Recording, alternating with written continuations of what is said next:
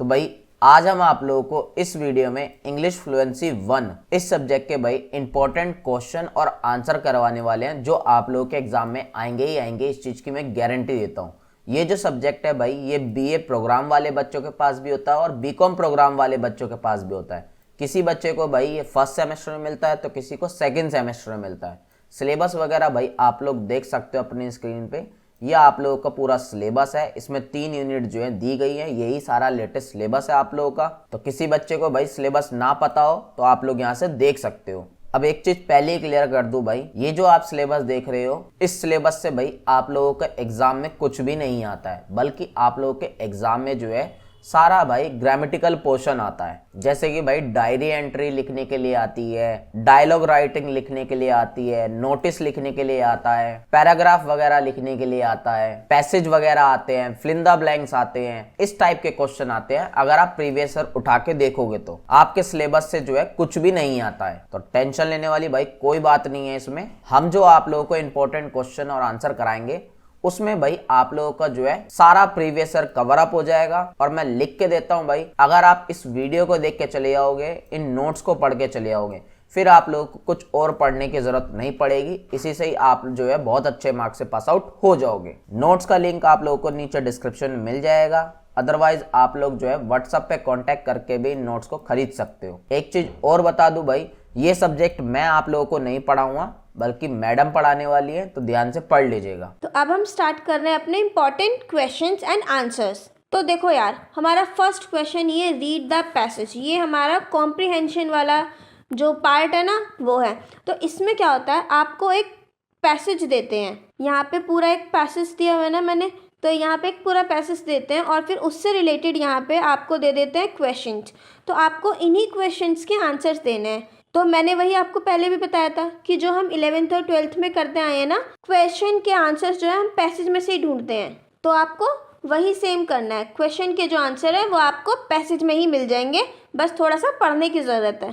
तो देखो, जैसे कि इसमें हमारा पहला क्वेश्चन है, what do scientist mean by climate change. तो अब अगर मैं चाहूँ तो इसका आंसर खुद से भी लिख सकती हूँ कि क्लाइमेट चेंज का मतलब क्या होता है। क्लाइमेट चेंज का मतलब होता है जब टेम्परेचर एकदम से ज़्यादा राइज हो जाता है या कुछ भी। लेकिन यहाँ पे देखो एक आंसर यहाँ पे भी दिया हुआ है, climate change encompasses not only rising average temperature but also extreme weather events वगैरह, ये सब। ठीक है, तो यहाँ पे भी एक मतलब आंसर टाइप दिया हुआ है आपको, बट मैंने इसका जो आंसर है वो खुद से प्रिपेयर किया है, एक ईजी शॉर्ट आंसर कि according to scientist climate change is the long term alteration of earth's climate due to natural and human factors. कि क्लाइमेट चेंज क्या होता है कि ये एक ऐसा लॉन्ग टर्म इफेक्ट पड़ता है, मतलब हमारी अर्थ के क्लाइमेट पर, जो या तो नेचुरली भी हो सकता है या फिर हम इंसानों की वजह से भी हो सकता है। ठीक है, बट इसका आंसर आपको पैसेज में भी मिल सकता है। मैं बार बार रिपीट कर रही हूँ, कॉम्प्रिहेंशन कुछ नहीं होते हैं, ये सिर्फ और सिर्फ आपको एक पैसेज दे दिया होता है और उसके जो क्वेश्चंस होते हैं उसके आंसर ज़्यादातर आपको उसी पैसेज में मिल जाते हैं। तो ज़्यादा कुछ नहीं, एक बार ऐसे पैसेजेस को आपको देखना ज़रूर है, पूरे पैसेज पे से नज़र निकाल लो। मैं ये नहीं कह रही कि आपको इसको बैठ के रटना है या कुछ भी, पर नहीं, आपकी एक थोड़ी सी समझना पड़ेगा आपको इन पैसेजेस को। ठीक है, तो ऐसे हमारा दूसरा क्वेश्चन है, what is the impact of climate change, वो भी आपको मिल जाएगा। What is the green house effect. अब देखो, ये ग्रीन हाउस इफेक्ट वाला क्वेश्चन भी इसी में ही है, ये रहा। The greenhouse effect is the warming that happens when certain gases in Earth's atmosphere trap heat। तो आंसर्स आपको पैसेज में ही मिल जाएंगे, ज़्यादा टेंशन लेने की ज़रूरत नहीं है। ठीक है, तो ये सारे आंसर्स आपको मिल जाएंगे और मैंने यहाँ पे आपको आंसर्स प्रोवाइड भी कराए हैं। ठीक है, तो ऐसा मैं इस चीज़ की गारंटी नहीं ले रही कि पैसेज यही आएगा, पैसेज कोई भी आ सकता है, बट आपको करना कैसे है वो मैं बता चुकी हूँ। आपको एक बार पैसेज को पूरा थोरोली रीड कर लेना है, फिर जो भी आपके क्वेश्चन है आपको उससे रिलेटेड पॉइंट ढूंढना है कि इस पूरे पैसेज में इससे रिलेटेड बात कहाँ हुई है।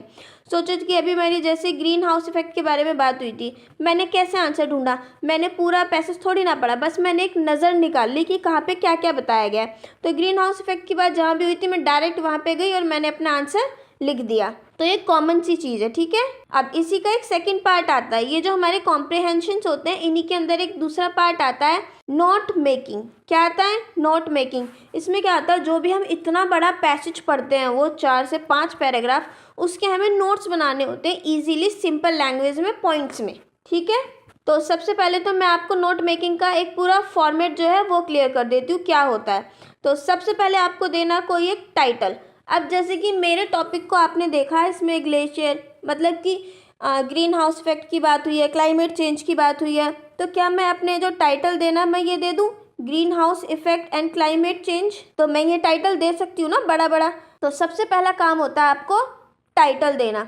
फिर दूसरी जो बात आती है वो होती है मेन पॉइंट्स की। अब मैंने आपको पहले ही बोला था थोरोली आपको जो पूरा आपका पैसेज है उस पर से नज़र निकाल लेनी है। तो अब आपको पता लग गया, मेरी फर्स्ट वाले पैराग्राफ के अंदर क्लाइमेट चेंज बताया, दूसरे वाले के अंदर ग्रीन हाउस इफेक्ट बताया, तीसरे के अंदर थोड़ी सी हिस्ट्री बता दी है ना, कि मतलब साइंटिस्ट के बारे में क्या सोचते हैं क्या नहीं, ये सब बता दिया।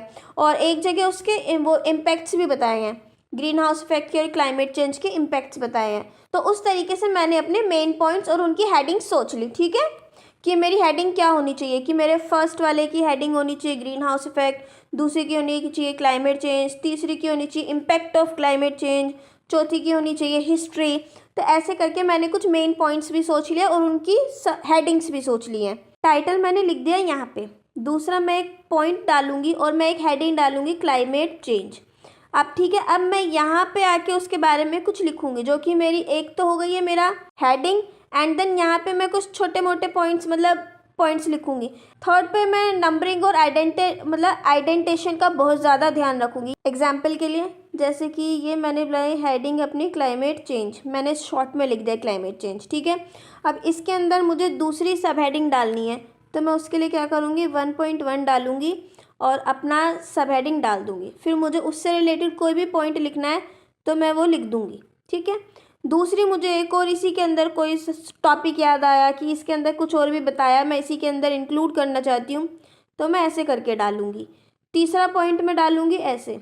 तो इस तरीके से आपको नंबरिंग का भी ध्यान रखना है। ठीक है, नेक्स्ट चलते हैं। फिर आई बात हमारी एब्रीवेशंस की। एब्रीवेशंस का मतलब होता है शॉर्ट फॉर्म, जो हम शॉर्ट फॉर्म यूज़ करते हैं। आपने देखा होगा गवर्नमेंट को हम ज़्यादातर GOVT लिखते हैं, ये हो गई हमारी गवर्नमेंट की शॉर्ट फॉर्म। एनवायरनमेंट के लिए हम ENV यूज़ करते हैं, तो ये हमारी शॉर्ट फॉर्म्स है और इन्हीं को बोलते हैं एब्रीवेशंस। तो हमें अपनी नोट मेकिंग के अंदर शॉर्ट फॉर्म्स का यूज़ करना है, कुछ ऐसी कॉमन शॉर्ट फॉर्म्स जिन्हें हम जानते हो पहले से। ठीक है, तो इसमें हमें एब्रीवेशंस का भी यूज़ करना होता है। और एब्रीवेशंस जो होती हैं उन्हें हमें एक बॉक्स के अंदर लिखना होता है। किसके अंदर? बॉक्स के अंदर। ऐसे हम हेडिंग डालेंगे एब्रीवेशंस और 1 जो भी हमने पहले वाली यूज़ की, दूसरी तीसरी, जैसे कि मैंने अपने नोट मेकिंग में गवर्नमेंट यूज़ की तो मैं ऐसे लिखूँगी गवर्नमेंट, और उसकी मैंने क्या यूज़ की थी GOVT। तीसरा मैं लिखूँगी एनवायरनमेंट और इसके लिए मैंने क्या यूज़ की थी ENV।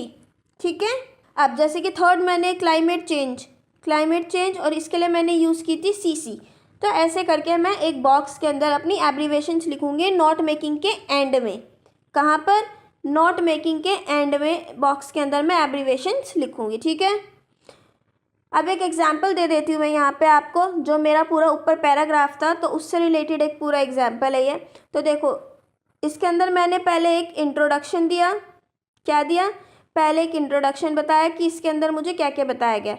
फिर दूसरा जो मैंने अपना हेडिंग डाली वो डाली क्लाइमेट चेंज। अब क्लाइमेट चेंज के अंदर भी मैंने सब हेडिंग डाली इंक्लूड्स, कि इसके अंदर क्या क्या आता है। अब उन्हें बताने के लिए मैंने बुलेट पॉइंट्स का यूज़ किया। ठीक है, दूसरी मेरी सब हेडिंग थी क्लाइमेट चेंज के बारे में, कि साइंटिस्ट जो है क्लाइमेट चेंज को ग्लोबल वार्मिंग से अलग बताते हैं। ठीक है, तो ऐसे करके मैंने अपना बताया। फिर थर्ड मेरी हेडिंग आ गई ग्रीन हाउस इफेक्ट, तो इसके लिए मैंने शॉर्ट फॉर्म यूज़ की GHE। तो यहाँ पे मेरी फर्स्ट जो सब हेडिंग है वो ये है, फिर दूसरी, फिर थर्ड, और इसके लिए जो मेरे सब पॉइंट्स थे उनको मैंने बुलेट से यूज़ किया। फिर देन मेरी जो फोर्थ है वो है हिस्ट्री, तो यहाँ पे मैंने कुछ पॉइंट्स बताए। ठीक है, अब देखो लास्ट में मैंने एब्रीवेशंस को कैसे बताया, एक बॉक्स के अंदर। अब मैंने GHC यूज़ किया, ये क्या था? Green house gases. CC climate change, GHE green house effect, CO2 carbon dioxide, LVL level, ATM atmosphere, and ये वाला एरो मैंने यूज़ किया इंक्रीजेस के लिए। समझ आ गया एब्रीवेशंस कैसे क्रिएट करनी है? ये आप अपनी मर्जी से क्रिएट कर सकते हैं क्योंकि हम कहीं ना कहीं इनको पढ़ते आए हैं शुरू से ही। क्लियर हो गया नोट मेकिंग भी? तो यहाँ पे हमारा सेकंड क्वेश्चन है, you recently watched a film that made you very emotional, right about in a diary entry. मैंने बताया था डायरी एंट्री वगैरह इसमें आती है, देखो वैसे तो ये सब चीज़ें हम स्कूल लेवल टाइम से सीखते आ रहे हैं, हम करते आ रहे हैं 12th लेवल पे भी, लेकिन बस हमें अब थोड़ा कॉलेज लेवल पे आ चुके हैं तो हमें फॉर्मेट को थोड़ा ज़्यादा ध्यान में रखना होगा। हम स्कूल लेवल पे थोड़ी बहुत मिस्टेक्स कर देते थे, उनको टीचर्स इग्नोर करते थे, बट अभी ये चीज़ें इग्नोरेबल नहीं हैं, तो हमें थोड़ा बस फॉर्मेट का ध्यान रखना है। बाकी हमें पता है कि हमें इसमें भरना क्या है, राम कथा तो सब जानते हैं और भरना क्या है ये भी, ठीक है। तो हम जो हमारा मेन फोकस होगा वो फॉर्मेट पे ही होगा। तो इसके अंदर हमें एक मैंने जो एग्जाम्पल दिया है वो आपको यही ऊपर वाला ही दिया है कि आपने रिसेंटली में कोई एक फिल्म देखी है जिसने आपको बहुत इमोशनल किया, तो अब इसके बारे में आपको डायरी एंट्री लिखनी है। दूसरा क्वेश्चन हमारा ये है कि आपने मतलब जो एक पूरा होल सेमेस्टर आप अपने दोस्तों से, क्लासमेट से, टीचर से, किसी से भी मिले नहीं हो ड्यू टू कोविड या फिर किसी भी रीज़न से, तो अब आपको अपने थॉट्स और फीलिंग्स लिखनी कि आप कैसा फील कर रहे हो, ठीक है। अब ये डायरी एंट्री किसी भी टॉपिक पे आ सकती है, किसी भी चीज़ से रिलेटेड आ सकती है, तो ऐसा नहीं है कि यार दीदी ने तो ये टॉपिक कराया था, इस बारे में बताया था, ये तो पता नहीं कुछ और ही आ गया, तो नहीं, ये किसी भी टॉपिक पे आ सकता है। तो पहली बात है हमारी इसकी फॉर्मेट, ठीक है। तो सबसे पहले स्टार्ट करते हैं डेट से। देखो ये मेरी डायरी है, ठीक है। तो यहाँ पे सबसे पहले जो मैं लिखूँगी डेट लिखूँगी, सबसे ऊपर डेट लिखूँगी, आज क्या डेट है। फिर उसके बाद में ग्रीटिंग्स लिखूँगी, यानी कि डियर डायरी या फिर जो भी मुझे लिखना है, बट मैं डायरी एंट्री कर रही हूँ तो आएगा डियर डायरी। फिर उसके बाद मैं लिखती हूँ अपना इंट्रोडक्शन, कि मतलब जिस भी चीज़ के बारे में है, कि मैं किस चीज़ के बारे में लिख रही हूँ, कि आज मैं कैसा फील कर रही हूँ अपने इमोशंस को लेके, या फिर मैं किसी चीज़ को लेके बार बार सोचे जा रही हूँ, आज कुछ ऐसा इवेंट हुआ है मेरे लिए पूरे दिन में कि मैं उस चीज़ को लेके बहुत सोचे जा रही हूँ, तो कुछ भी जो भी चीज़ है सबसे पहले उसका इंट्रोडक्शन लिखेंगे। तो यहाँ पे कुछ शुरुआत के लिए मैंने एग्जाम्पल्स में दिया है, टुडे वॉज अ डे, मतलब आज कैसा दिन था, हेक्टिक दिन था, या फिर आप बोलोगे बहुत इमोशनल डे था, या फिर बहुत सैड डे था, या फिर बहुत हैप्पी डे था, कुछ भी एडजेक्टिव में आप कुछ भी रख सकते हो, ठीक है, एज अ स्टार्टिंग। फिर दूसरा मैंने दिया I am feeling right now, तो यहाँ पे आपको अपना इमोशन लिखना है कि आप कैसा फील कर रहे हो इस वक्त, और वो कौन सा इवेंट था जिसकी वजह से आप ऐसा फील कर रहे हो। और दूसरा एक स्टार्ट लाइन दी है मैंने कि I can't stop thinking about, कि मैं उस चीज़ के बारे में अभी तक सोचे जा रही हूँ, मैं अपने आप को रोक नहीं पा रहा, कुछ भी, मतलब वो लिखना है।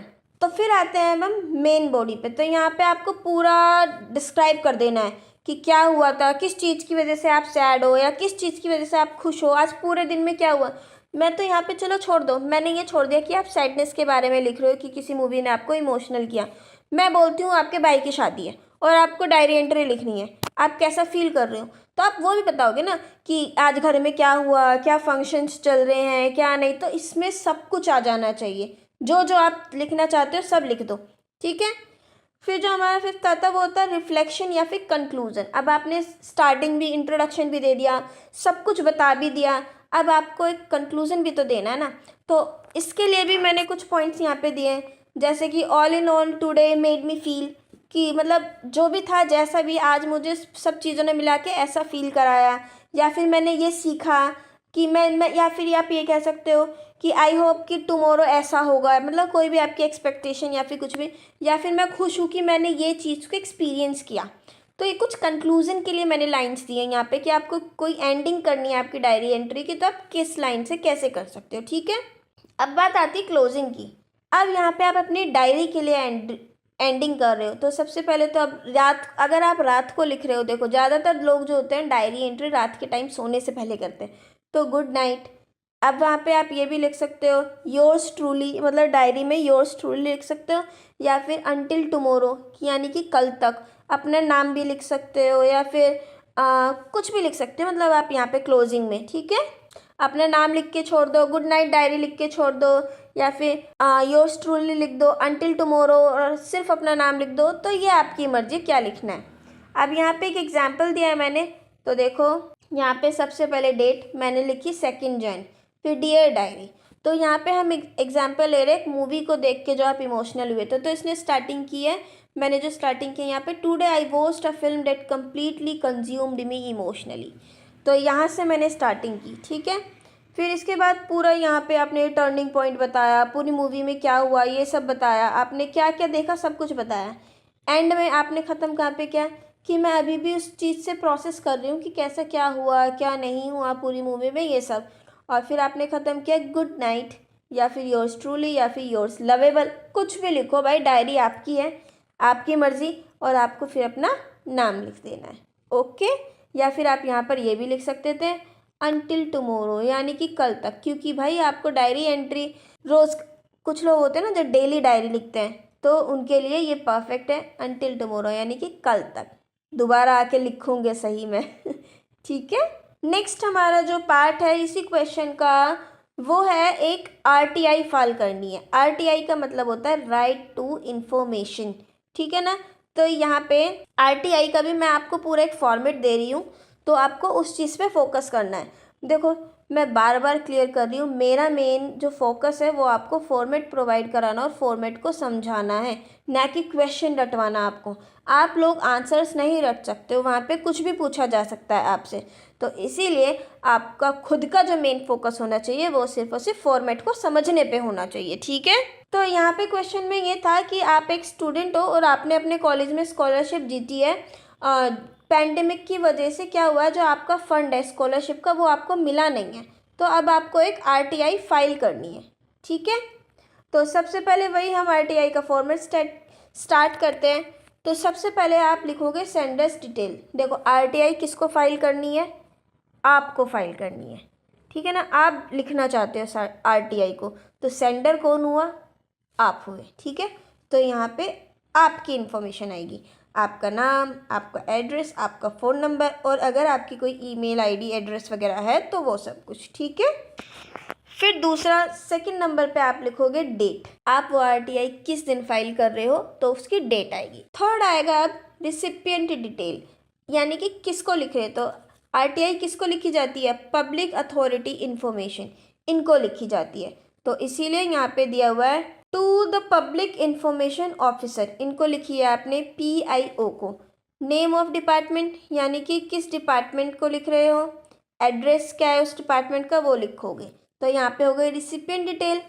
फोर्थ आ जाता है सब्जेक्ट, सब्जेक्ट आपका सेम रहेगा, अगर आप RTI लिख रहे हो तो इस सब्जेक्ट को रट लो, request for information under the right to information, यानी कि आप उनसे रिक्वेस्ट कर रहे हो कि वो आपको आपके टॉपिक से रिलेटेड, आपकी बात से रिलेटेड इन्फॉर्मेशन दे, जो कि आपका राइट है कि आपको हर चीज़ की इन्फॉर्मेशन होनी चाहिए, ये आपका अधिकार है और आप अपने इस अधिकार को यूज़ कर रहे हो।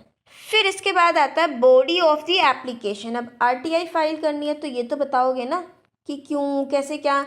तो इसमें सबसे पहले आप लिखोगे रिस्पेक्टेड सर या मैम, अपना नाम लिखोगे, citizen of India here bye request the following information, यानी कि मैं आपसे ये सारी इन्फॉर्मेशन चाहता हूँ अपने राइट ऑफ इन्फॉर्मेशन के तहत, ठीक है।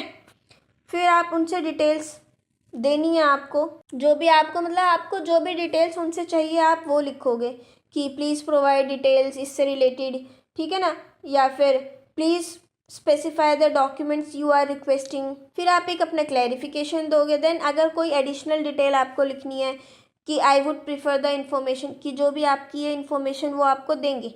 आपने RTI फाइल की है फंड से रिलेटेड, मैं एग्जांपल दे रही हूँ, ठीक है ना। तो आपको चाहिए कि आपको कोई या तो हैंड रिटन या फिर कोई सॉफ्ट कॉपी मिले उससे रिलेटेड, कि ताकि आपको पता चले कि उन लोगों ने क्या रिस्पॉन्स लिया है या कुछ भी उस चीज़ की जो भी इन्फॉर्मेशन है, आपको उसकी कुछ हार्ड कॉपी या कुछ भी प्रोवाइड हो। तो आप यहाँ पे कर रहे हो कि I would prefer the information in hard copy या फिर इलेक्ट्रॉनिक फॉर्मेट। फिर दूसरा आप ये भी डाल सकते हो कि RTI रिक्वेस्ट करने के लिए जो भी फीस है आप मुझे वो बता दो, मैं उसे पे करने के लिए भी इच्छुक हूँ। अब इसी से रिलेटेड एक एग्जाम्पल ले लेती हूँ। सेंडर डिटेल्स में नाम मैंने डाला आशु श्रीवास्तव, और एड्रेस मैंने यहाँ पे देखो मैंने एज अ एग्जाम्पल एड्रेस लिया है, ठीक है ना। तो यहाँ पे कनॉट प्लेस की स्पेलिंग भी गलत हो गई है, कोई बात नहीं तो एड्रेस मैंने ये डाल दिया, कॉन्टैक्ट नंबर डाला, मैंने ईमेल एड्रेस भी डाला, देखो helloguys@gmail.com, ओके। देन मैंने डेट डाला। फिर रिसिपेंट एड्रेस मैंने आपको बताया था same, to the public information officer. देखो अब यहाँ पे मैंने ये लिखी है अपने कॉलेज को, मैंने एग्जाम्पल में अभी आपको बताया ना कि कॉलेज में स्कॉलरशिप जीती थी और आपको फंड नहीं मिला, तो आप RTI फाइल कर रहे हो, तो ये किसको फाइल कर रहे हो, कॉलेज वालों को। तो मैंने यहाँ पे दिल्ली यूनिवर्सिटी डाल दिया और एड्रेस में दिल्ली डाल दिया।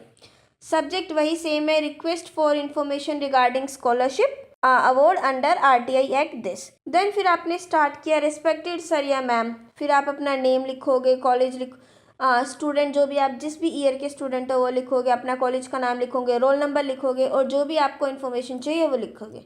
अब आपको चाहिए क्या क्या, मतलब आप उनसे क्या पूछना चाहते हो। आप पूछना चाहते हो कि पहले हमें स्पेसिफिक रीज़न बताओ कि डिले क्यों हुआ है। फिर दूसरा टाइमलाइन आप पूछ रहे हो कि कब तक आप उसको हमारे फंड को डिस्बर्स्ड कर दोगे। तीसरा आपने जो बोला है कि अगर कोई भी एडिशनल प्रोसीजर फॉर्मेलिटीज़ है कंप्लीट करने के लिए तो वो भी बताई जाए, ठीक है। फिर आपने बोला कि मतलब कि आप अप्रिशिएट कर रहे हो कि अगर वो आपको मतलब टाइमलाइन के अंदर कोई आपकी जो फंड है उसको डिस्बर्स्ड कर देते हैं या फिर आपको कोई रिस्पॉन्स देते हैं तो देन फिर आप वहाँ पे फिर से इनके लिए ग्रेटफुल हो रहे हो और आप इन्हें बोल रहे हो कि अगर कोई प्रोसेसिंग फ़ीस है तो आप मुझे कृपया बताइए। मैंने सेम चीज़ें आपको पूरे फॉर्मेट में बताई। फिर देन आपका फेथफुली और सिग्नेचर यहाँ पे और फिर आपका नाम जो कि मैंने आशा श्रीवास्तव डाला है। क्लियर हो गया पूरा फॉर्मेट, कुछ भी नहीं करना। एक बार रिपीट कर देते हैं। नॉर्मल जो हम लेटर लिखते आए हैं स्टार्टिंग से सेम फॉर्मेट है। सेंडर का एड्रेस यानी कि आपका, डेट डालनी है, रिसिपिएंट एड्रेस रट लेना है, जो भी कॉलेज जो भी वो क्वेश्चन पेपर में देते हैं कॉलेज को लेकर या फिर किसी और ऑफिस वगैरह कुछ भी देते हैं उन्हीं का नाम और एड्रेस कुछ भी डाल देना है, ठीक है। सब्जेक्ट रट लेना है। बॉडी ऑफ द एप्लीकेशन यहाँ पर ये सीधा रट लेनी है। डिटेल्स आपको जो भी करनी है आप चाहो तो ये दोनों लाइनें सीधे सीधे लिख सकते हो और यहाँ पे सिर्फ अपना डिटेल मेंशन कर सकते हो और कुछ भी। क्लैरिफिकेशन आप ये भी सीधा कर सकते हो। एडिशनल डिटेल डालकर आप यहाँ भी सीधा सीधा डाल सकते हो। कुछ नहीं करना, फॉर्मेट रट लेना है और पेपर देने बैठ जाना। अगर आरटीआई आता है तो मार्क्स नहीं कटेंगे। अब हम आते हैं थर्ड क्वेश्चन पे। देखो यार, अभी हम लोग बड़े हो चुके हैं, ठीक है ना, हम ग्रेजुएट होने वाले हैं। मतलब आप में से कुछ तो जॉब के लिए अप्लाई करना भी चाह रहे होंगे क्योंकि आप 12th पास हो चुके हो। कुछ लोग चाहते हैं 12th के बाद जॉब करना। तो एक सीवी नाम की चीज़ आती है जिसकी बहुत ज़रूरत पड़ती होगी शायद। अगर आप किसी कंपनी वगैरह में अप्लाई करते हैं तो वो हर जगह वहाँ पे आपसे सीवी मांगते हैं। सीवी मतलब सीवी की फुल फॉर्म करिकुलम वाइटे, तो ये है इसकी फुल फॉर्म। तो इसमें क्या होता है, आपकी पूरी इन्फॉर्मेशन होती है कि आप कहाँ रहते हो, क्या करते हो, कहाँ से पढ़े हो, कितने मार्क्स आए हैं, आपकी क्वालिफ़िकेशन क्या है और आपके अंदर क्या क्या क्वालिटीज़ हैं, सब कुछ। तो आप एक पूरे पेपर पे लिख के उसे उतार देते हो ताकि जिस भी बंदे को आप वो दो वो उसे पढ़कर समझ जाए कि आप कैसे हो, आपके अंदर क्या क्या चीज़ें हैं, स्किल्स है कि वो बंदा आपको अपनी जॉब पे रखे कि नहीं रखे। तो यहाँ पे हम बात करते हैं क्वेश्चन नंबर 3 की, राइट अ सीवी। देखो आपको एक सीवी लिखना है कवरिंग लेटर के साथ, जिसमें कि एक एडवर्टीजमेंट है कि कोई ट्रेनिंग प्रोग्राम है या फिर मतलब IIM अहमदाबाद में कोई लीडरशिप ट्रेनिंग प्रोग्राम है समर के लिए और उसमें कुछ लिमिटेड सीट्स हैं और उसमें आपको अपने लिए बताना है कि आप बहुत ज़्यादा अच्छे हो, आपका बैकग्राउंड अच्छा है, आपकी कम्युनिकेशन स्किल्स है और आप बेस्ट हो उस चीज़ के लिए, ठीक है। तो इसके लिए आपको सीवी लिखना है, कवरिंग लेटर लिखना है। तो सबसे पहले हम सीवी का फॉर्मेट देख लेते हैं। मैंने अभी बताया फॉर्मेट मस्ट है, तो फॉर्मेट देख लेते हैं। सबसे पहले आप दोगे अपनी कॉन्टैक्ट इन्फॉर्मेशन, अपना नाम, address, phone number, email address और अपना लिंक्डइन पोर्टफोलियो कुछ भी हो। अगर मतलब जैसे कि होता है ना लिंक्डइन पर प्रोफाइल बना लेते हैं या फिर पोर्टफोलियो बना लेते हैं, तो जो भी है पूरा दे देना है। दूसरा, फिर आपको अपने करियर ऑब्जेक्टिव के बारे में बताना है, यानी कि इसके अंदर आपको पूरी तरीके से ये हाईलाइट करना है कि आपके गोल्स क्या है और आप क्या चाहते हो। तो एक एग्जाम्पल के तौर पे मैंने एक लाइन यहाँ पे ली भी है कि a highly motivated graduate seeking a challenging position. यहाँ पर आप उनकी कंपनी को हाईलाइट कर सकते हो जिस भी चीज़ के लिए आप अप्लाई करना चाहते हो, कि मतलब मैं एक मोटिवेटेड पर्सन हूँ जो एक चैलेंजिंग पोजीशन चाहता हूँ आपकी कंपनी में और अपने स्किल्स को और अपना टैलेंट जो वो दिखाना चाहता हूँ और ऑर्गेनाइजेशन की सक्सेस करना चाहता हूँ, यानी कि उसे कामयाबियों पर ले जाना चाहता हूँ। तो ये एक सिंपल सी लाइन मैंने एग्जाम्पल के लिए दी। तीसरा, यहाँ पे आ जाती है बात एजुकेशन। देखो यहाँ पे आपको ऑर्डर का ध्यान रखना है, छोटे से बड़ा या फिर बड़े से छोटा, और उसमें भी आप क्या क्या बताएंगे, आपकी यूनिवर्सिटी का नाम क्या है, आपने किस साल में कंप्लीट किया, आपके मेन सब्जेक्ट्स क्या थे और आपके मार्क्स कितने आए। देखो मार्क्स अगर अच्छे हैं तो उन्हें आप दिखा सकते हो, बट अगर मार्क्स थोड़े कम है और अच्छे नहीं है तो ज़्यादा अच्छा होगा कि आप उन्हें ना बताओ, ठीक है, कि उन्हें शो मत करो कि मेरे मार्क्स कम थे। तो ये एक तरीका होता है। बाद में आते हैं अब हम प्रोफेशनल एक्सपीरियंस के बारे में। देखो कहीं भी काम करने जाते हो तो हर कोई आपकी एक वर्क हिस्ट्री लेता है। आप फ्रेशर हो तो कोई ज़रूरत नहीं है, बट अब आप फ्रेशर नहीं हो, आप कहीं किसी कंपनी में काम करके आ चुके हो, तो अब आपको अपनी वर्क हिस्ट्री देनी होगी, आपको अपना एक्सपीरियंस बताना होगा कि आप किस कंपनी में काम करते थे, वो कंपनी कहाँ पे थी, आपने कब से लेकर कब तक काम किया, आप क्या काम करते थे, क्या रिस्पॉन्सिबिलिटीज़ थी आपकी। तो ऐसे, और ये से आप हर कंपनी के लिए बताना। अगर आप ऐसे हो कि मतलब एक कंपनी से दूसरी कंपनी में स्विच किया है, फिर तीसरे में स्विच कर रहे हो, तो आप उस तीसरी कंपनी को अपने उन दोनों कंपनियों के बारे में बताओगे। ठीक है, तो यहाँ पे एक्सपीरियंस की बात आ जाती है। उसके बाद बात आती है हमारी स्किल्स की। अब स्किल्स क्या है कि आपकी सॉफ्ट स्किल्स और जो टेक्निकल स्किल्स होती है वो दोनों आपकी, मतलब वो आपको बताओगे कि आपको माइक्रोसॉफ्ट ऑफिस आता है नहीं आता है, जो भी कुछ आपको आता है, कंप्यूटर चलाना आता है, उसके अलावा कुछ और आता हो वो भी बताओगे। सॉफ्ट स्किल्स में आप अपनी कम्युनिकेशन, टीम वर्क और ये सब बताओगे। ठीक है, उसके बाद बात करते हैं हम सर्टिफिकेशन एंड ट्रेनिंग की। अगर आपने के पास कोई सर्टिफिकेट है, कोई ट्रेनिंग कोर्स किया, तो आप वो बताओगे। देन अगर आप कोई प्रोजेक्ट कर चुके हो किसी कंपनी में, या स्कूल टाइम पे आपने कोई बड़े लेवल पे, नेशनल लेवल पे कोई भी प्रोजेक्ट किया है, या स्टेट लेवल पे भी किया है, तो आप वो भी बता सकते हो। आपकी अचीवमेंट्स क्या, अगर आपने कभी टॉप किया या किसी भी चीज़ में आपको कुछ अचीव किया आपने, तो आप यहाँ पे वो बताओगे। देन आप अपनी लैंग्वेजेस बताओगे कि आपको कितनी लैंग्वेजेस आती हैं। कई लोग होते हैं जो मल्टी लिंग्विस्टिक होते हैं, यानी कि उनको बहुत सारी लैंग्वेजेस आती हैं, तो आप यहाँ पर वो भी बता सकते हो, English, Hindi, Sanskrit, French, Spanish, जो भी हो। ठीक है, फिर उसके बाद एक आता है रेफरेंस। अगर आपको किसी ने आपको रेफ़र किया है कि हाँ वो कंपनी अच्छी है, या तो आप यहाँ पे उसके बारे में बता सकते हो कि इसने बोला है, इसकी रिक्वेस्ट पे मैं भेज रहा हूँ, या कुछ भी। और ये इतना मस्ट नहीं है रेफरेंस, तो इस पॉइंट को आप काट भी सकते हो, नॉट सो इम्पॉर्टेंट। अब बात करते हैं हम एग्जाम्पल की। अब एग्जाम्पल में सबसे पहले उन्होंने हमसे कवरिंग लेटर मांगा था। कवरिंग लेटर क्या होता है, आपने अपना CV लगाया, CV से पहले आपने एक लेटर लगाया जिसमें आप बता रहे हो कि मैं कौन हूँ, और मैं ये मतलब कि मैं इस जॉब के लिए क्यों अप्लाई करना चाहता हूँ, या मैं इसके लिए इतना परफेक्ट बंदा हूँ कि मेरे अलावा तो और कोई इस जॉब को कर ही नहीं सकता। तो वो जो लेटर होता है उसको, वो होता है कवरिंग लेटर। तो इसके लिए भी कुछ नहीं, जो नॉर्मल लेटर का फॉर्मेट है, आपका नाम, एड्रेस, ये सब, यानी कि सेंडर्स की इन्फॉर्मेशन जो भेज रहा है। ठीक है, फिर उसके बाद डेट लिखोगे। ठीक है, और फिर उसके बाद रिसिपिएंट की जो भी इंफॉर्मेशन होती है, तो यहाँ पे मैं IIM अहमदाबाद के लिए लिख रही हूँ, तो hiring manager, summer training programme, IIM Ahmedabad, और एड्रेस। सब्जेक्ट मेरा है application for summer training programme on leadership and management. ठीक है, देन फिर उसके बाद आप वही सल्यूटेशन डालोगे, डियर सर या मैम। फिर आपने स्टार्टिंग किया, मतलब कि आप इसके लिए क्यों अच्छे हो, क्यों नहीं हो, आप करंटली क्या परस्यू कर रहे हो, किस कॉलेज से कर रहे हो, आपके अंदर क्या क्या बेस्ट है, आप क्या कर चुके हो। ठीक है ना, कहाँ कहाँ पार्टिसिपेट कर चुके हो। एंड में आप ख़त्म करने से पहले ये भी बताओगे कि मैं अपना CV जो है इसमें अपडेट कर रहा हूँ, और आप इसे देख सकते हो, और thank you for your considering my application. ठीक है, फिर आप एंड में योर सिंसियर और अपना सिग्नेचर वगैरह, नाम वगैरह जो भी है वो भी डाल दोगे। फिर आपने इसमें अपना करिकुलम डाला, वही आपने पूरा अपना पर्सनल इन्फॉर्मेशन डाला, एक करियर ऑब्जेक्टिव डाला। देखो यहाँ पे मैंने एक यहाँ पे डाला है ये करियर ऑब्जेक्टिव, और एक ऊपर फॉर्मेट के अंदर है।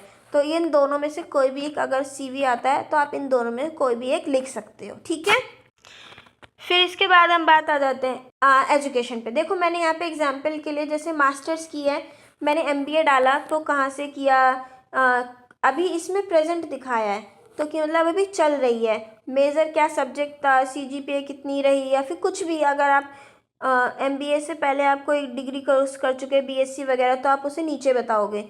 फिर उसके बाद आप अपने स्कूल के बारे में बताओगे, तो ऐसे सीरियल वाइज चलोगे। ठीक है, देन फिर आप अपनी स्किल्स वगैरह बताओगे कि आप में क्या क्या स्किल्स है, communication skills, leadership, organisational, technical skills, सब कुछ बता दोगे जो भी है। फिर कोई एक्स्ट्रा करिकुलर एक्टिविटीज़ में आपने कभी मतलब पार्टिसिपेट किया हो स्कूल लेवल में या फिर कॉलेज लेवल में, तो यहाँ पे देखो जैसे कि प्रेसिडेंट रहे हो स्टूडेंट काउंसिल के। मैं जस्ट एग्जाम्पल ले रही हूँ यार, आप एग्जाम में कुछ भी लिख सकते हो, आपको कोई पूछने नहीं आ रहा कि आप कब रहे हो भाई साहब प्रेसिडेंट, हमने तो कभी नहीं देखा, तो ऐसा कोई आपसे पूछने नहीं आ रहा। आपकी क्रिएटिविटी मैटर करती है। ठीक है, तो एग्ज़ाम में अपने आंसर को कैसे इतना बड़ा चढ़ा के सुंदर दिखाना है कि भाई साहब हमने तो सब कुछ ही डाल दिया CV में, तो बस। ठीक है, तो यहाँ पे फिर उसके बाद आप अपनी अचीवमेंट्स भी लिखोगे कि क्या क्या अचीव किया। तो वो हो गया हमारा थर्ड क्वेश्चन कंप्लीट। मेरे ख्याल से ये समझ आ गया होगा। अभी हम नेक्स्ट चलते हैं अपने फोर्थ क्वेश्चन पे। ठीक है, तो फोर्थ क्वेश्चन है, you are an accomplished sports person. देखो फिर से यार लेटर आ रहा है, मैं लेटर का फॉर्मेट 1000 बार दे चुकी हूँ, मैं फिर से बता रही हूँ। लेटर का कुछ नहीं होता है, सबसे पहले सेंडर एड्रेस होता है, फिर डेट होती है, फिर उसके बाद रिसिपिएंट एड्रेस होता है, फिर आप अपना एक सब्जेक्ट लिखते हो, और सब्जेक्ट जो होता है ज़्यादातर वो आप क्वेश्चन में से ढूंढते हो कि किस चीज़ से रिलेटेड हमें लेटर लिखना है, तो वही एक लाइन आपकी सब्जेक्ट बन जाती है। ठीक है, जैसे कि इसके अंदर देखो, इसके अंदर है कि आप एक न्यू मेंबर को लेटर लिख रहे हो। ठीक है, तो इसने सीधा वही का वही सब्जेक्ट डाल दिया, welcome to the team, guidance for success. Okay, फिर यहाँ पे आप डियर वगैरह जो भी लिखते हो, सैल्यूटेशन या फिर आपको देना होता है। देन उसके बाद आप अपना एक इंट्रोडक्शन देते हो लेटर में, फिर आप पूरा मेन बॉडी लिखते हो। फिर उसके बाद आप इसको कंप्लीट करते हो अपने लेटर को, यहाँ पर जो भी करते हो। देन फिर बेस्ट रिगार्ड्स या नेम वगैरह जो भी आप सिग्नेचर वगैरह करते हो वो सब। मैं फिर से एक फॉर्मेट यहाँ पे नीचे डाल रही हूँ, ऊपर आपका एग्जाम्पल था, यहाँ पे सेंडर एड्रेस हो गया, डेट हो गई। डेट देखो किस फॉर्मेट में लिखनी है, इस फॉर्मेट में डेट लिखनी है, या फिर आप लिखोगे 2 जनवरी 2025, या तो इस फॉर्मेट में या फिर इस फॉर्मेट में। ठीक है, ये 2 फॉर्मेट यूज़ करने। और इंग्लिश में आप जब कुछ लिखते हो ना, आप ये वाला फॉर्मेट यूज़ नहीं कर सकते हो यार। देखो ये वाला होता है ना, ये 1, ये वाला, ये फॉर्मेट नहीं चल पाएगा। ठीक है ना, डेट लिखने का एक प्रॉपर फॉर्मेट है, या तो ये वाला या फिर जो मैंने अभी बताया था वो वाला। उसके बाद आप डालते हो रिसिपिएंट एड्रेस, जो भी जिसको आप लिख रहे हो। ठीक है ना, उनका नाम, उनका टाइटल, वो कंपनी में क्या है, या फिर उस कंपनी का नाम और उसका एड्रेस जो भी है। फिर उसके बाद आप सैल्यूटेशन डालते हो या फिर ग्रीटिंग डालते हो। अब इसमें आप dear mister Smith, dear doctor, जो भी है, डियर सर या मैम, या फिर रेस्पेक्टेड सर या मैम, कुछ भी लिख सकते हो। देन फिर आप स्टार्ट करते हो body of the letter. Body of the letter में सबसे पहले आप इंट्रोडक्शन देते हो। देन इसके लिए आप लिख सकते हो I am writing to enquire about, या फिर I hope this letter finds you well. तो आप इन दोनों में से कुछ भी लिख सकते हो। देन फिर उसके बाद आप एक मेन कंटेंट, अपनी जो भी पूरे लेटर में आपको मेन लिखना है, किस चीज़ से रिलेटेड लेटर लिख रहे हो, सारी अपनी बकवास फेल दो, डाल दो। कम से कम 10 से 10 लाइनें मिनिमम होनी चाहिए। ठीक है, फिर उसके बाद एक पूरा कंक्लूजन डालोगे एंड में, और इसमें आप ये भी लिख सकते हो I look forward to your response, या फिर thank you for your time and consideration. इसे ख़त्म करने के लिए आप एंड में कंक्लूजन कुछ भी डालो। मेन पॉइंट्स डालने होते हैं अपने, समराइज कर दो कि आपने लेटर में लिखा क्या, और देन ख़त्म कर दो। कुछ कॉम्प्लीमेंट्री क्लोज के मैं एग्जाम्पल्स दे रही हूँ। यहाँ पर आप योर सिंसियरली लिख सकते हो, योर्स फेथफुली लिख सकते हो, बेस्ट रिगार्ड्स लिख सकते हो। ठीक है ना, तो ये सब लिख सकते हो। देन फिर आप सिग्नेचर करोगे और अपना नाम लिखोगे। उसके बाद ये इनक्लोजर है, यानी कि अगर आपसे कोई सीवी वगैरह या फिर कुछ भी अगर आपको लगाना है तो लगाओ, वरना मत लगाओ। अगर आपसे मांगा है, जैसे पहले वाले के अंदर आपसे मांगा था कि सीवी अटैच करना है आपको एक कवरिंग लेटर के साथ, तो लेटर आपने लिखा, फिर देन उसके बाद आपने एक सीवी अटैच किया। समझ गए? तो इनक्लोजर्स वही होते हैं। तो अब हम आते हैं अपने नेक्स्ट क्वेश्चन पे। तो हमारा नेक्स्ट क्वेश्चन है, you read N inspirational book जिसने आपको बहुत अफेक्ट किया, और उसके ऊपर आपको ब्लॉग लिखना है। यहाँ पे भी एक ब्लॉग लिखना है आपको कि आपको अपने फ्रेंड्स के साथ न्यू ईयर सेलिब्रेट किया, उससे रिलेटेड प्लान बना रहे हो, उसके ऊपर ब्लॉग लिखो। यहाँ पे आप फिर से एक ब्लॉग लिखना है आपको कि आपका कॉलेज ने कोई रिसेंटली कोई फोक म्यूज़िक फेस्टिवल वो किया है, अरेंज किया, तो उससे रिलेटेड आपको ब्लॉग पोस्ट डालनी है। ठीक है, तो यहाँ पर ब्लॉग की बात चल रही है इस वक्त। तो सबसे पहले हम देख लेते हैं ब्लॉग राइटिंग का फॉर्मेट। अच्छा, ब्लॉग होता क्या है? ब्लॉग होता है यार, आप जो भी फील करते हो या कुछ भी, आप उसको लिखना, किसी भी चीज़ को एक तरीके से डायरी एंट्री टाइप मान लो, लेटर टाइप मान लो, कि आप जो भी फील कर रहे हो या फिर कुछ भी हो रहा है या कुछ नहीं, तो उसको आपने लिख दिया, तो वो ब्लॉग हो गया। तो सबसे पहले हम लेते हैं अपने फॉर्मेट को। तो सबसे पहले आपको एक बड़ा बड़ा टाइटल डालना है। क्या डालना है? टाइटल।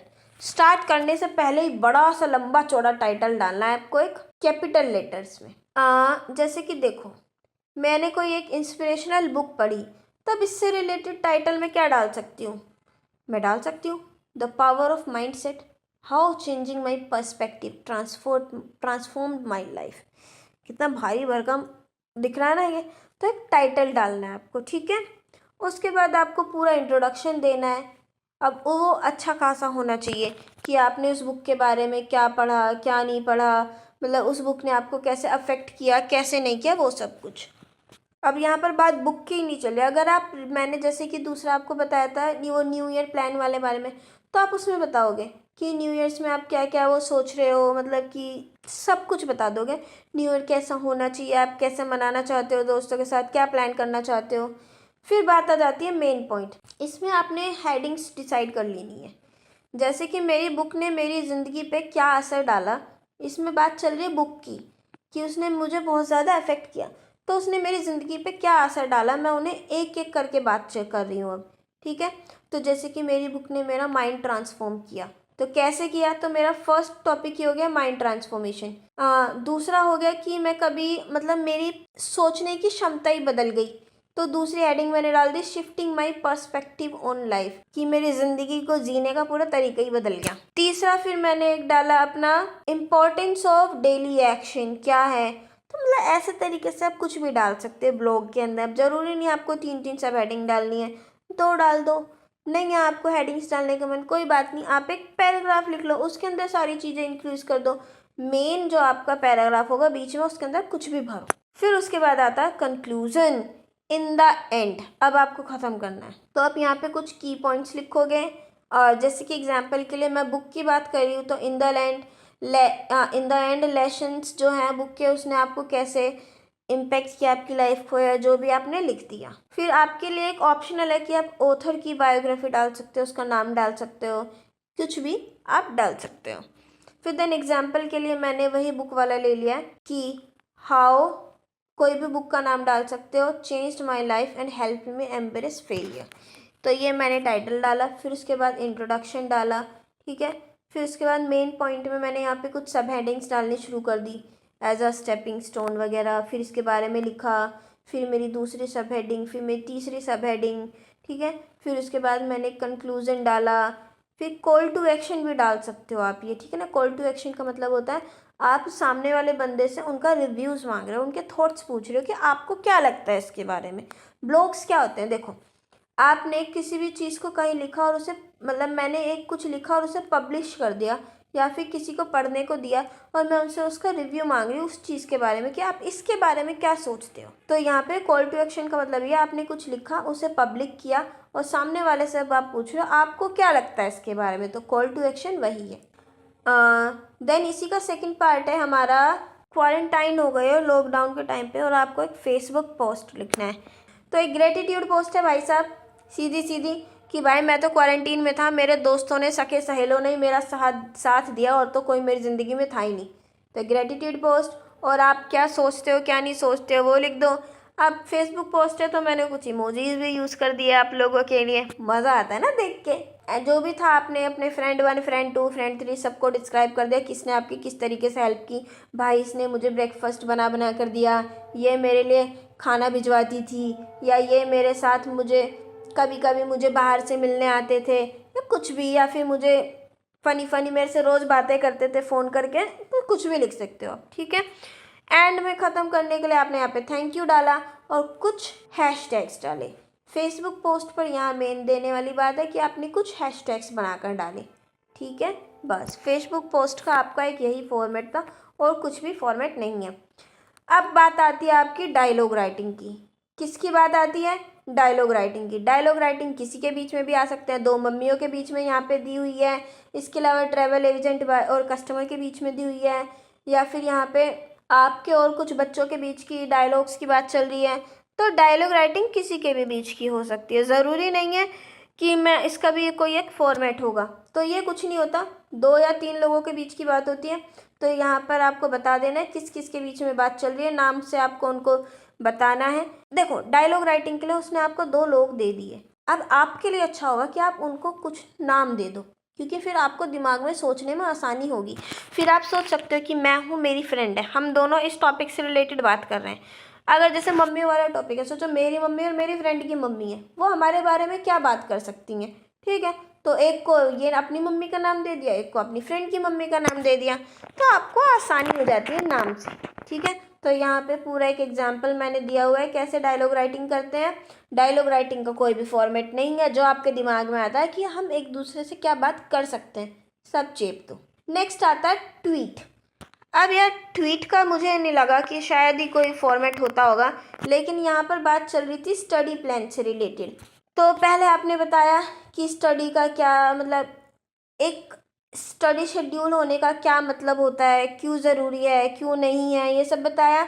देन फिर आपने अपना पूरा शेड्यूल दे दिया कि आप 5 बजे से क्या करोगे, फिर 5:20, 5:40 ऐसे आप करके आपने अपना पूरा एक शेड्यूल डिवाइड करके यहाँ पे दे दिया। डन। तो मेरे ख्याल से इसका भी कोई फॉर्मेट नहीं था। ट्विटर, ये ट्वीट जो था ये नॉर्मली हम अपनी डेली लाइफ में करते ही हैं कि हम किसी न किसी चीज़ मतलब अपना टाइम टेबल बनाया या फिर कुछ भी किसी अपने फ्रेंड को मैसेज डाला, या तो ये तो नॉर्मल चीज़ें हैं। और अगर हम ट्वीट नहीं भी लिखते हैं तो मुझे यकीन है आप में से कुछ लोग ट्विटर पे ज़रूर होंगे और दूसरे लोगों के ट्वीट तो पढ़े ही होंगे, है ना। तो अकल का यूज़ करना है। नेक्स्ट अब हम आते हैं अपने 7th क्वेश्चन पे। अब यहाँ पे एक ये जो क्वेश्चन होते हैं ना थोड़े ऐसे रिपीटेड क्वेश्चंस होते हैं जो वापस आते हैं। लाइक आपको एक रिव्यू लिखना है किसी भी मूवी के ऊपर। तो देखो यार, ये जो रिव्यू लिखने लायक चीज़ें होती हैं कि कोई मूवी, कोई बुक या फिर कहीं गए थे, किसी चीज़ पे रिव्यू लिखना है। तो देखो सबसे पहले आपको एक इंट्रोडक्शन देना है कि आपने रिसेंटली में कोई वो मूवी वगैरह देखी है, मूवी का नाम बताया और वो कैसी थी, कैसी नहीं थी, वो कितनी लंबी चली, आपको कहाँ कहाँ पर क्या पसंद आया, शुरुआत में क्या पसंद आया, बीच में क्या अच्छा लगा, हो सकता है आपको कोई उसका एंडिंग पार्ट ज़्यादा अच्छा लगा। तो आपने, हर किसी ने अपने जीवन में यार, अपनी ज़िंदगी में 2-4, मैं तो कहती हूँ ज़्यादा ही मूवीज़ देखी होगी। कोई तो ऐसी मूवी होगी जिसको आपको रटी पड़ी होगी, नाम भी पता होगा, एक्टर्स के नेम भी पता होंगे, सब कुछ पता होगा। चेप दो स्टोरी कि मुझे इस मूवी में ये अच्छा लगा, मुझे उसमें ये अच्छा लगा, ये बात मुझे उसकी बुरी लगी और ये ऐसी थी। थोड़ा सा क्रिटिक्स भी कर सकते हो, यानी कि क्रिटिसाइज़ कर सकते हो कि इस चीज़ में इसको ये बेटर कर सकते थे, या जो भी था। आप इस पूरी मूवी, जो भी आपको बेस्ट मूवी आपको याद हो ना, वो पूरी लिख देना, ठीक है। तो उसका पूरा रिव्यू दे देना। आजकल के टाइम पे तो वैसे भी हम लोग बहुत अच्छे हैं क्रिटिसाइज़ करने में, रिव्यू देने में, बिना पूछे भी दे देते हैं। अरे यार इसके तो ये अच्छा नहीं लग रही ना ड्रेस, अगर इसको ऐसे करती तो ज़्यादा अच्छी लगती। तो वही काम आपको राइटिंग में करना है, ठीक है। तो ये हो गया हमारा रिव्यू राइटिंग, इसमें कुछ नहीं करना, ठीक है। इसका भी कोई फॉर्मेट नहीं था, इस वजह से मैं नहीं दे पाई, क्योंकि यार इस चीज़ का कोई फॉर्मेट नहीं होता। ये हमारी डेली लाइफ बेस्ड चीज़ें हैं, हम मूवी देखते हैं और कैसे रिस्पॉन्स करते हैं उस पर, वो हम पे मैटर करता है। अगला क्वेश्चन है हमारा इंटरव्यू है एक रिपोर्टर और एक फिल्म स्टार के बीच में। बडिंग फिल्म स्टार यानी कि उभरता हुआ एक अदाकार, फिल्म स्टार, ठीक है। तो जब बात आती है ऐसी वही इंटरव्यू, तो फिर से वही फ्रेंड्स लो, वही डायलॉग राइटिंग बात आ जाती है। जब आप किसी से इंटरव्यू लेते हो ना, तो जो रिपोर्टर होता है उसका मैक्सिमम काम होता है आपसे क्वेश्चन पूछना, ठीक है। तो एज अ रिपोर्टर काम करना है आपको। क्या करना है, पहले आप उसको ग्रीट करोगे कि आइए, आपका वेलकम है, हम आपके साथ काम करने के लिए कब से तरस रहे थे, आप मतलब कितने अच्छे हो, ये वो, बस ये सब शुरू कर देना है। फिर उसका रिस्पॉन्स भी देखना है। फिर रिपोर्टर को अपने क्वेश्चन स्टार्ट कर देने हैं कि आपने स्टार्टिंग कहाँ से की, आपकी सबसे ज़्यादा स्ट्रगल फेज़ क्या था, आपने स्ट्रगल फेज़ में किस किस ने साथ दिया, आपकी फ़र्स्ट मूवी क्या थी। ये फिल्म स्टार के बारे में बात हो गई। हो सकता है आपको इंटरव्यू किसी और का भी लेना हो, किसी बच्चे का भी लेना पड़ सकता है कि ये बच्चा जो है अभी के अभी यार चाइल्ड लेबर से बाहर निकला है, इसका इंटरव्यू लेना है। तो पूछो उससे, पहले उसे ग्रीट करो, ठीक है। दूसरा उससे पूछो कि अभी आप कैसा फील कर रहे हो वहाँ से निकलने के बाद, वहाँ पे आपके साथ क्या क्या होता था, आपको क्या खाने को दिया जाता था, आपके साथ कैसा बिहेवियर होता था, कोई फ्रेंड्स थे नहीं थे, आपकी मेडिकल फैसिलिटी का क्या था। अब वो तो दिमाग लगाना है भाई, 10 क्वेश्चन कुछ भी पूछ लो। अब आप एग्ज़ाम दे रहे हो तो 4 पेज से नीचे तो आंसर लिखोगे नहीं ग्रेजुएशन लेवल पे। तो कोई भी 7, 8, 10 क्वेश्चन छोटे छोटे कुछ भी पूछो, 5-5, 6-6 लाइन के कुछ भी भर दो। तो देखो यहाँ पे एक मैंने नॉर्मल सा फॉर्मेट दिया है, एक रिपोर्टर और किसी इंटरव्यू के बीच का क्वेश्चन हो। तो ओपनिंग क्वेश्चन में यही थैंक यू जॉइनिंग अस करने के लिए, तो पूरा एक फॉर्मेट मैंने यहाँ पे दिया हुआ है, ठीक है। यहाँ पे कुछ नहीं किया आपने, हर बार उससे क्वेश्चन ही पूछा है, ठीक है, कि अपने करंट प्रोजेक्ट के बारे में बताओ, क्या चल रहा है क्या नहीं चल रहा है, ये सब। नेक्स्ट आता है हमारा एक FIR, कि आपके पड़ोस में अभी कोई चोरी हुई है और आपको उससे रिलेटेड FIR दर्ज करानी है, ठीक है। FIR की फुल फॉर्म होती है फर्स्ट इन्फॉर्मेशन रिपोर्ट। जो सबसे पहले इन्फॉर्मेशन रिपोर्ट लिखी जाती है वही होती है फर्स्ट FIR। अब इसका भी एक पूरा फॉर्मेट मैंने यहाँ पे दिया है, पहले डेट, टाइम और प्लेस, ठीक है। फिर कंप्लेंट डिटेल्स लिखोगे, यानी कि आपका नाम और एड्रेस वगैरह जो भी दे रहे हो, आपकी इन्फॉर्मेशन देने वाला कौन है, फिर किसके बारे में दे रहे हो और कैसे, मतलब वो कैसा दिखता है कैसा नहीं, उसका डिस्क्रिप्शन दोगे उस पर्सन के बारे में कि वो कैसा था, आप उसे जानते थे नहीं जानते थे, जिसके भी बारे में आप दे रहे हो, यानी कि अक्यूज्ड डिटेल्स, जिस पे आपको शक है या जिसने चोरी की, मेरे एग्जाम्पल के लिए, या कोई भी, ठीक है। फिर देन आप उसका एड्रेस दोगे और फिर आप इंसिडेंट डिटेल देना शुरू कर दोगे। देखो यहाँ पे पूरा एक एफआईआर का मैंने फॉर्मेट दिया हुआ है, ठीक है। इस फॉर्मेट को पूरा का पूरा देख लेना है, ध्यान से याद कर लेना है। अगर एफआईआर किसी चोरी वगैरह के बारे में आती है या फिर दूसरी रिलेटेड चीज़ के बारे में भी आती है तो आप इसको चेप सकते हो ठीक है। फिर आप बताओगे कि जो चोर थे वो कैसे दिख रहे थे, कैसे नहीं दिखते थे, उन्होंने क्या किया क्या नहीं किया, क्या क्या चुराया। फिर आप कुछ एडिशनल इन्फॉर्मेशन भी दे सकते हो कि कोई नंबर वगैरह हो, या फिर कि कोई चोरी के दौरान कोई बंदूक गोली वगैरह तो नहीं चली ना, और वो एग्जैक्ट किस टाइमिंग पे हुआ, आप इतनी इन्फॉर्मेशन दे सकते हो। देन अभी रिक्वेस्ट फॉर एक्शन, आप एक्शन के लिए रिक्वेस्ट करोगे, और जो भी जिस भी कंप्लेनेंट ने यानी जिसने आपने एफआईआर दर्ज किया, फिर आप अपना सिग्नेचर कर दोगे। डन। तो ये थी हमारी एक एफआईआर का फॉर्मेट। हर चीज़ का फॉर्मेट मैं वापस बता रही हूँ, एक नॉर्मल लेटर की तरह हर चीज़ का फॉर्मेट है, ज़्यादा दिमाग किसी में नहीं लगाना, एक नॉर्मल लेटर का फॉर्मेट रट जाओ, हर किसी में बस थोड़ा थोड़ा चेंजेस है, बस उस फ़र्क को देख लो, ठीक है। अब हम आते हैं क्वेश्चन 9 की तरफ। ये हमारा फिर से एक प्रिंसिपल को हमें एक लेटर लिखना है, फिर से मैं आपको फॉर्मेट बता देती हूँ, वही आपका सेंडर का एड्रेस, देन फिर आपका रिसिपिएंट का एड्रेस। यहाँ पे रिसिपिएंट आपका प्रिंसिपल है तो उसका कॉलेज का नेम, एड्रेस वगैरह, और जो भी आपका सब्जेक्ट है वो, रेस्पेक्टेड मैम सर। और स्टार्टिंग के लिए मैंने आपको पहले भी बताया था, आई hope this message finds you well, और जो भी पूरा लिखना है आपको, और फिर आप पूरा मेन पॉइंट लिखोगे, सारा कुछ घुसा घुसा के जो भी आपको मेन मुद्दा है। फिर थैंक यू वगैरह बताओगे आप, और फिर thank you for your consideration and then your sincerely name वगैरह, ये सब, ठीक है। ये रहा आपका फॉर्मेट पूरा सीधा सीधा। यहाँ पे मैंने कुछ पॉइंट्स, कुछ लाइनें लिखी हैं जो कि आप डिट्टो डिट्टो टीप सकते हो, एंड करने के लिए आप ये लाइन टीप सकते हो, और ये सब। तो अब हम बात करते हैं अपने क्वेश्चन नंबर 10 की।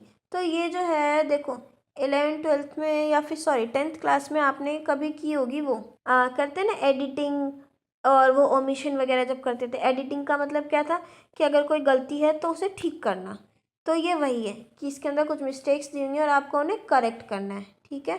तो ये 1 2 3 करके इसमें ये मिस्टेक्स दी हुई हैं ऐसे इधर उधर, तो आपको उन्हें ठीक करना है, उनकी जगह सही चीज़ें लिखनी है। तो आंसर शुरू करते हैं। देखो यहाँ पे था इसमें वाराणसी इज लोकेट, तो यहाँ पे लोकेट नहीं आएगा, लोकेटेड आएगा। डन।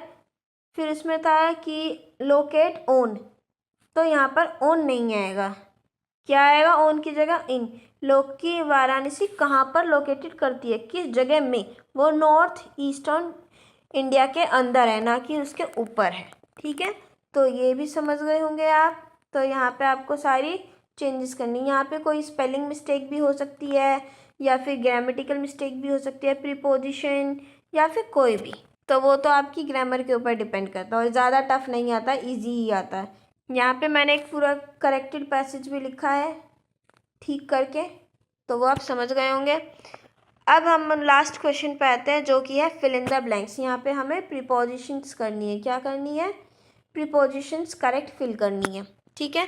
तो देखो पहला हमारा है माई ब्रदर्स बर्थडे इज़, कि मेरे भाई का बर्थडे है 5 नवंबर को। तो इसको कैसे करेंगे कि मेरे भाई का बर्थडे कब है, इज़ ऑन 5 नवंबर। डेट के लिए हमेशा ऑन यूज़ करते हैं। दूसरा, the dog jumped dash the sofa, तो जो डॉग है वो सोफे के ऊपर कूद गया, तो इसको क्या लिखेंगे, ऑन टू। जब भी मोशन में कोई चीज़ किसी के ऊपर जाती है तो वो ऑन टू हो जाती है। या फिर जैसे कि हम कहते हैं ना, शेर जो है, एक एग्जाम्पल आपने बचपन में पढ़ा होगा कि कुएं में शेर कूद गया, या फिर कुछ भी गिर गया, तो उसके लिए हो जाएगा इनटू। वो मोशन में है, यानी मूवमेंट में, और वो तेज़ी से कोई चीज़ किसी के अंदर जा रही है, तो वो हो गया इनटू। और अगर तेज़ी से मूवमेंट के साथ किसी चीज़ के ऊपर जा रही है तो वो हो जाएगी ऑन टू। फिर इसके बाद आएगा the police officer is the station, police officer station में है, स्टेशन पर है, तो यहाँ पर एट आएगा। ठीक है ना। देखो इन यहाँ पर क्यों नहीं यूज़ करेंगे, आप लोग सोच सकते हो कि यार मैम या दीदी इन भी तो हो सकता है कि पुलिस ऑफिसर जो है वो स्टेशन के अंदर है, लेकिन यहाँ पर वो बिल्कुल गलत हो जाएगा, तो यहाँ पर हमारा एट ही जाएगा। नेक्स्ट आता है द सोल्जर्स आर। तो देखो यार सोल्जर्स लड़ाई पर है, कहते हैं कि सोल्जर्स लड़ाई पर गए हुए हैं ये, तो उसमें यहाँ पर जो पर आया है हम उसके लिए ओन तो लगाएंगे नहीं, तो यहाँ पर भी एट वोर यूज़ होगा। क्या होगा, एट वोर। थर्ड आता है वो फिफ्थ आता है English professor who taught us is retiring today. तो यहाँ पे प्रोफेसर किसी पोस्ट के बारे में बात हो रही है, तो जब भी ऐसे किसी पोस्ट वगैरह के मतलब किसी अच्छी पोस्ट की बात होती है तो हमेशा उनको द से इंडिकेट किया जाता है, ये आर्टिकल यूज़ किया जाता है उनके लिए रिस्पेक्ट में द। ठीक है, फिर उसके बाद बात आती है how many siblings dash live that building with their parents, की कितने भाई बहन, सिबलिंग्स का मतलब होता है भाई बहन, रहते हैं उस बिल्डिंग में अपने पेरेंट्स के साथ। तो यहाँ पर जो लिव है ना तो एक बात देखो यार, ये जो डैश है ना वो लिव के बाद आएगा कि how many siblings live in that building. ठीक है ना, तो ये डैश यहाँ लिव के बाद आएगा। उसके बाद नेक्स्ट जो हमारा क्वेश्चन है वो है it was a pleasantly cold afternoon dash mid February. Mid Feb यानी कि फेब के काफ़ी दिन निकल चुके हैं, बिल्कुल हम बीच में ही आ चुके हैं, तो यहाँ पर इन आएगा, इन मिड फैब। ठीक है, cold afternoon in mid Feb. अब यहाँ पे देखो reason for her resignation is still unknown. Common सा पढ़ के ही पता चल रहा है, यहाँ पे आएगा the reason for her resignation is still unknown. यहाँ पे रीज़न के लिए दा लगा है कि उसने रेजिग्नेशन क्यों दिया, वो अभी तक रीज़न जो है वो अननोन है, वो अभी तक नहीं पता चला है। ठीक है, तो यहाँ पर मैंने ये प्रीपोजिशंस के जो है आंसर्स लिख दिए हैं। आप लोग एक बार प्रीपोजिशंस पे जो है ना नज़र मार कर जाना कि कौन सी प्रीपोजिशन कब यूज़ होती है और कैसे यूज़ होती है। ठीक है, तो प्रीपोजिशंस आपको पता होनी चाहिए, तो ये आप पढ़ कर जाएंगे एक बार, किसी भी यूट्यूब चैनल से या कहीं से भी आप इसकी क्लास ले सकते हो। आई होप आपको अब ये वाला सब कुछ क्लियर हो गया होगा कि एग्ज़ाम में, इस वाले एग्ज़ाम में क्या आएगा क्या नहीं आएगा। मैं फिर से रिपीट कर देती हूँ, बुक में से कुछ भी नहीं आता है, इसमें पैसेज आते हैं और ये लेटर राइटिंग आएगी, डायरी एंट्री आ सकती है, ब्लॉग राइटिंग आ सकती है, और ये जो प्रीपोजिशंस वगैरह ये सब आ सकते हैं, और ये आरटीआई फाइल, एफआईआर, मतलब ऐसी चीज़ें ज़्यादा आएगी। ठीक है ना, राइटिंग पोर्शन है सारा, क्वेश्चन आंसर वगैरह या फिर ये ऐसा कुछ फालतू की चीज़ें नहीं हैं, तो ज़्यादा टेंशन लेने की ज़रूरत नहीं है। हम 11th-12th में भी हमेशा से यही करते आए हैं, हमने यही कॉम्प्रीहेंशंस किए हैं, यही लेटर राइटिंग किया, यही स्टोरी राइटिंग की है, तो हमें पूरा कॉन्फिडेंस है अपने ऊपर कि हम तो जीत के ही आएंगे। ठीक है, so best of luck for your exam and thanks for watching.